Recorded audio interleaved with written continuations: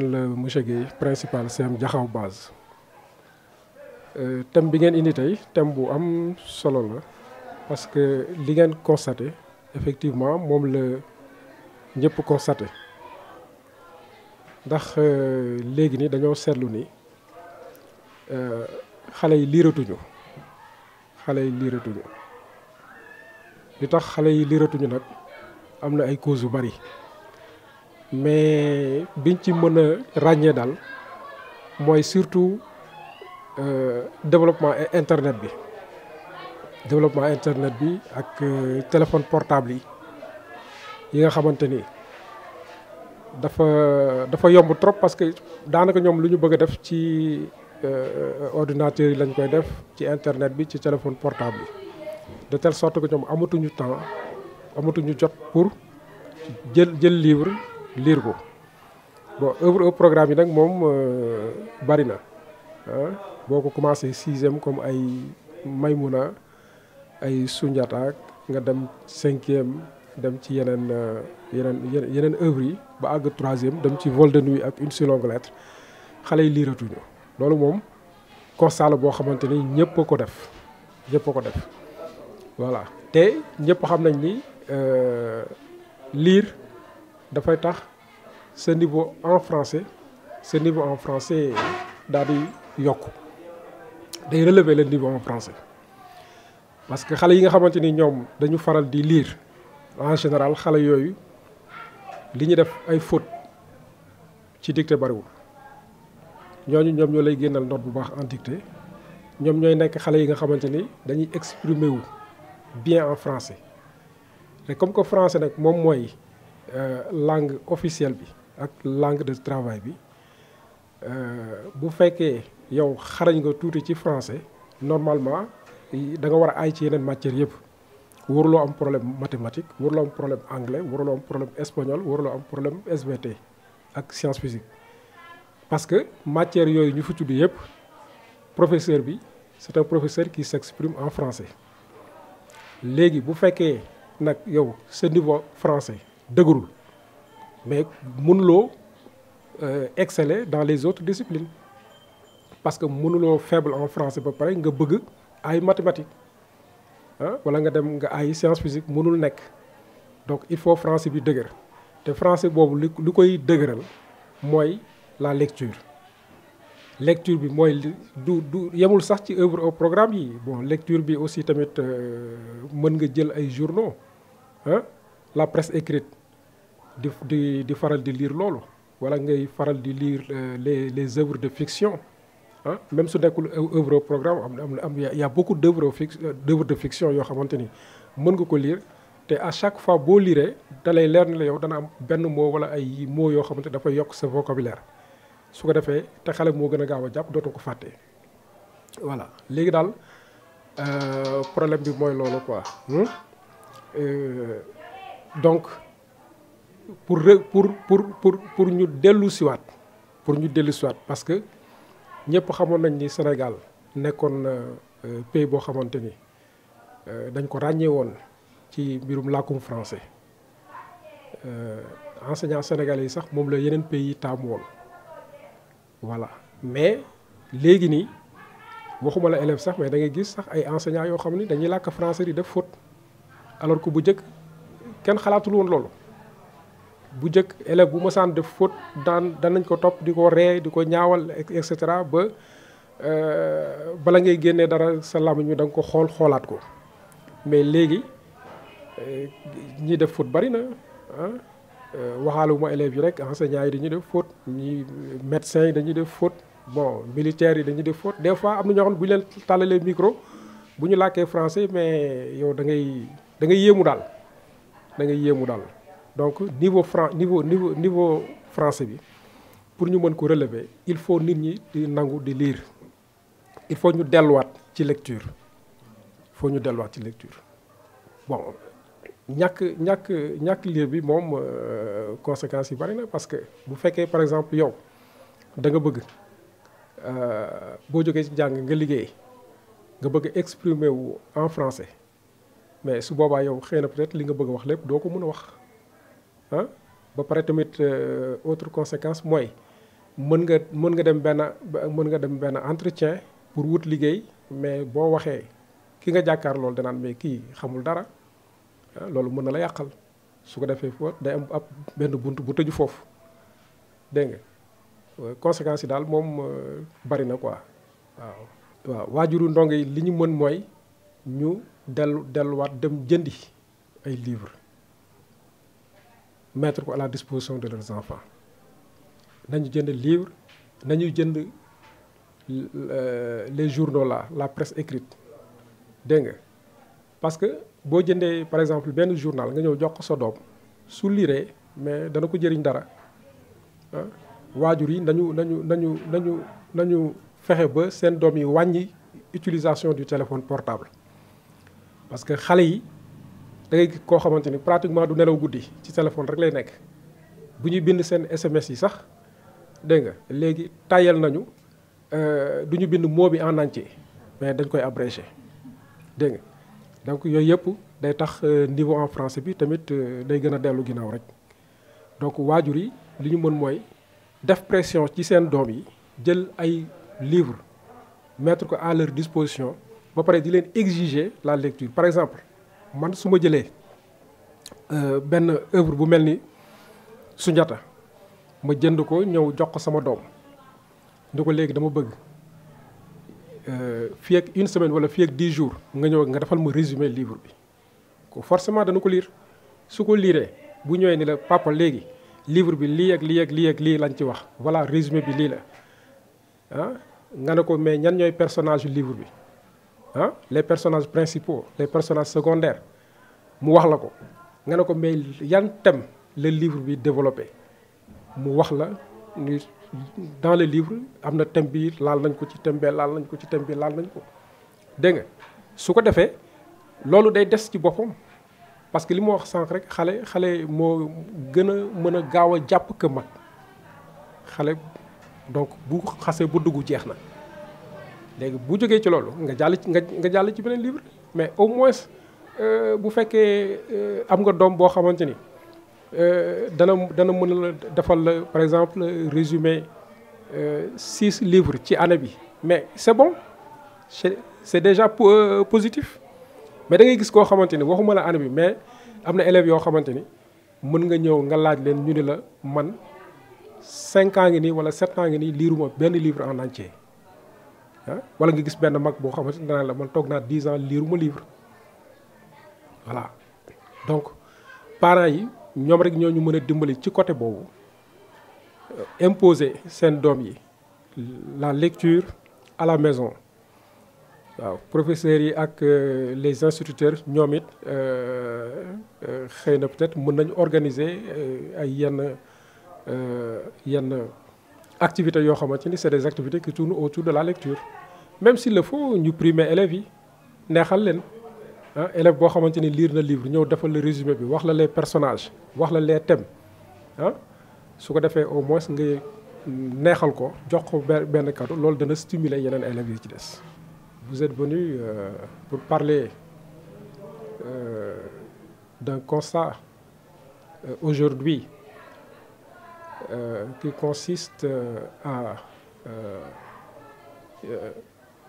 un constat sur le thème de la lecture, parce qu'aujourd'hui tout le monde a constaté que les élèves en particulier, mais les Sénégalais d'une manière générale ne lisent plus. Les gens ne lisent plus.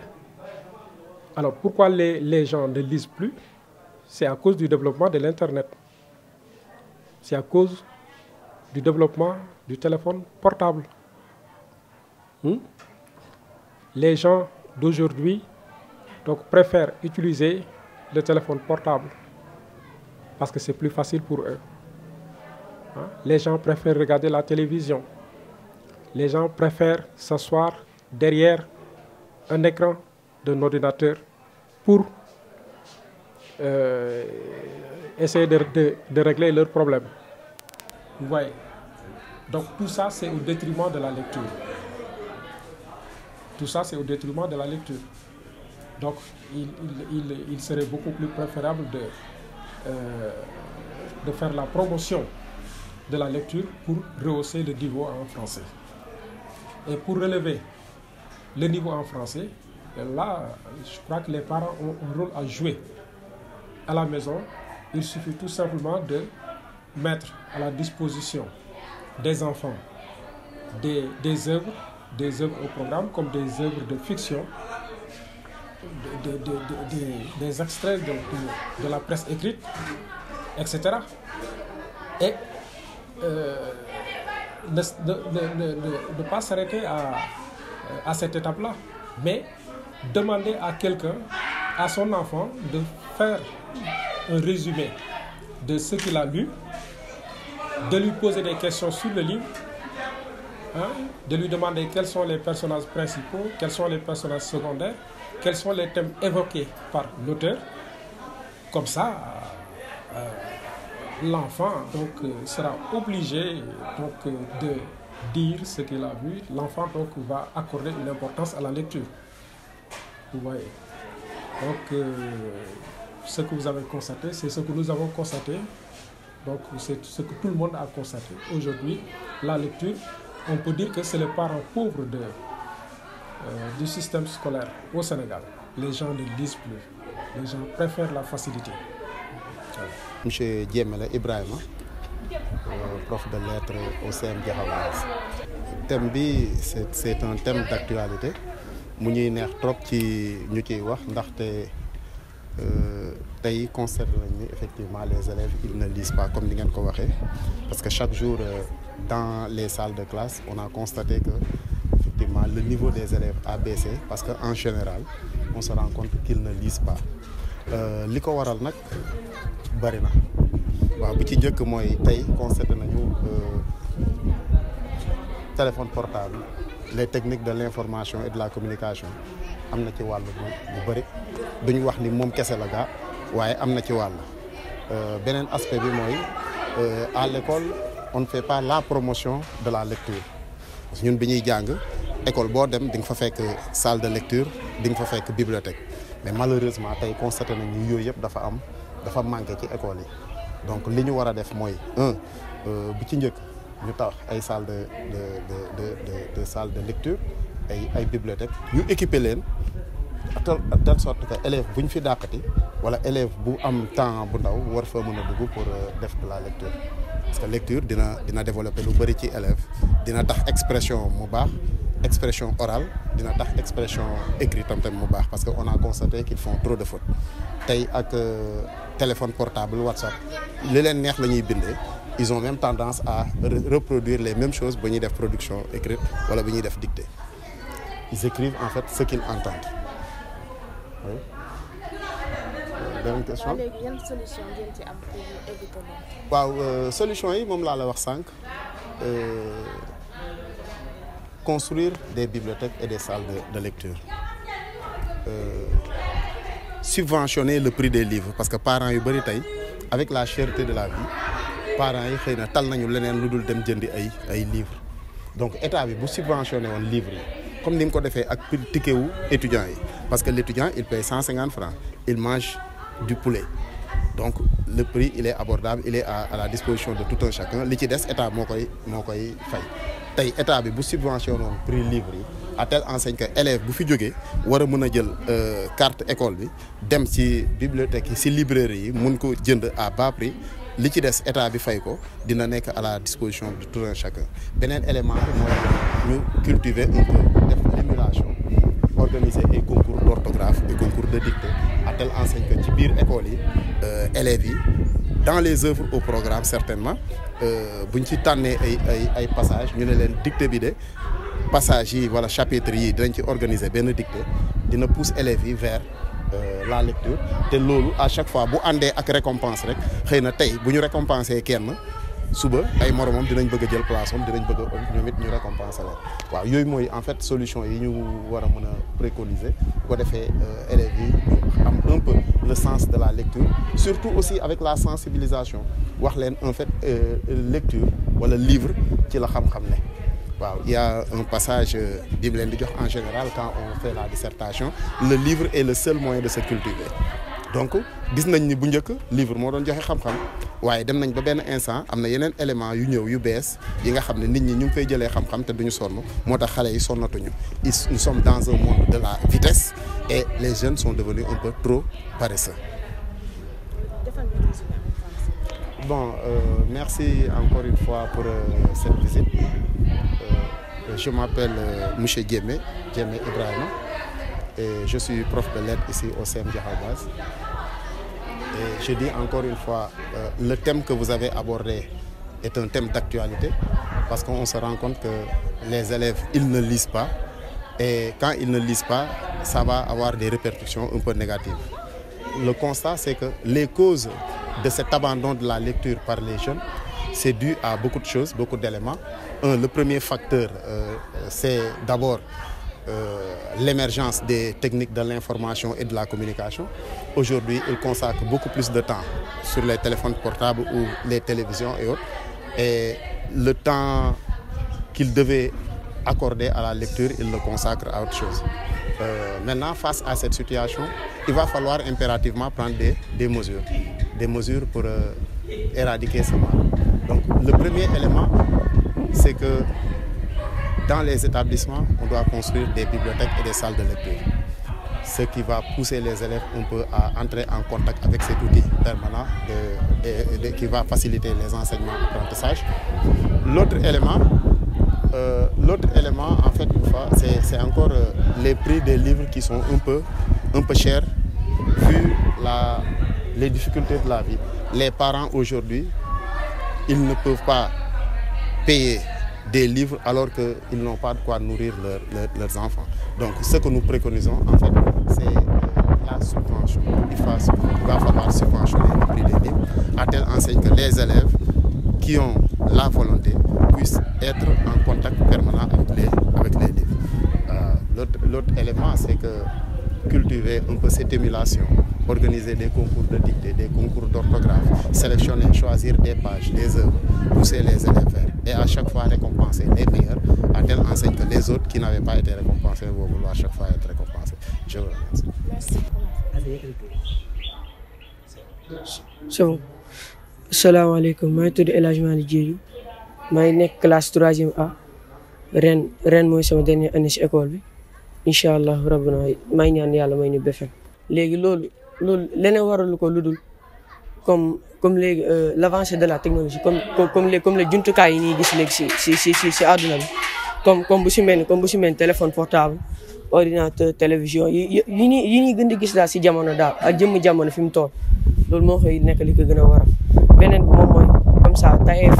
élèves mooy moo ko waxee mooy comme léegi élèves yi ñu bëri leetu mën naa ne la majorité ñu bëri leetu ba pare léegi école amatul ay salle de bibliothèque yoo xamante ne dina mën a solliciter élèves yi ñu am envie pour mën a lire beneen bi mooy bu ñu xoolee au Sénégal léegi élèves yi léegi lan lañ gën a farata mooy comme série télévisée yi ñuy gis te yi nga xam te mënu leen indi dara si seen jàngale si seen avenir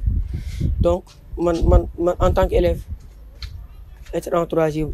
lu may gën di ñaax sama morom élèves yi mooy que ñu dem lire si lañ gën a mën a am culture générale ba pare si lañ gën a mën a exprimer normal en français. Je pense que loolu moo nekkoon facteur yi nga xam du yooyu kese mooy facteurs yi mais yooyu moo nekk facteurs yi nga xam ne moom lañ gën a gis moom mooy tere élèves yi di mën a lire. Donc en français, je me nomme El Hadj Malick Diédhiou, je suis en classe de 3e A, CEM Djahabaz. Donc cette année-ci, c'est ma dernière année. Donc le thème d'aujourd'hui, c'est que pourquoi les élèves ne lisent plus. Ça, on sous-entend que pourquoi les élèves ne lisent plus, c'est à cause de la paresse. C'est à cause de la paresse dans la lecture. Parce qu'on voit que de nos jours, les élèves ne lisent plus. Parce que il y a l'avancée de la technologie, comme notamment le téléphone portable, l'ordinateur et la télévision. Et ce n'est pas le seul facteur qui pousse les élèves à ne pas lire, mais il y a aussi la paresse, comme je l'ai dit tantôt. Donc la paresse, c'est dû aux élèves qui suivent les séries télévisées, qui sont une diversité de nos jours. Et ça peut jouer la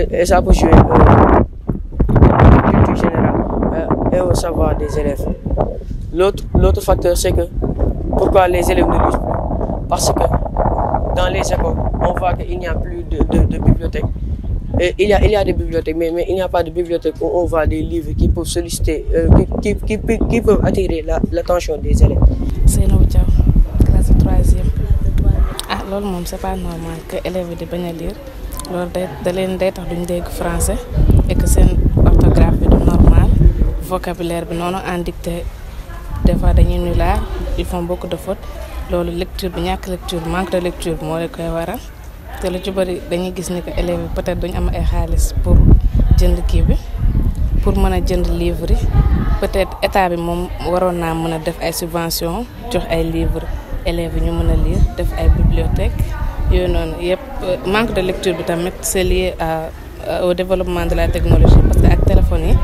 élèves yi bon duñ concentré wu ci livre yi daal dañ naan téléphone bi mën nañ leen a indil alors que le téléphone ne le donne pas plus que le livre pour leur en donner. loolu tamit parents yi am nañ ci responsabilité. ah waaw parents yi am nañ ci part de responsabilité parce que ñoom ñoo doon inciter seen doom yi ñuy lire et que bu ñu leen joxee technologie bi faciliter leen ko ñoom tamit dañuy paresseux léegi ñoom ils disent oui au téléphone portable et délaissent complètement les livres. léegi lan ngay ñaax sa naataangoo élèves yi. ñu lire vraiment parce que la lecture moom c'est très bon mën na leen indil lu bari ça favorise ton leadership beaucoup de choses la lecture daal ça peut donner beaucoup de choses.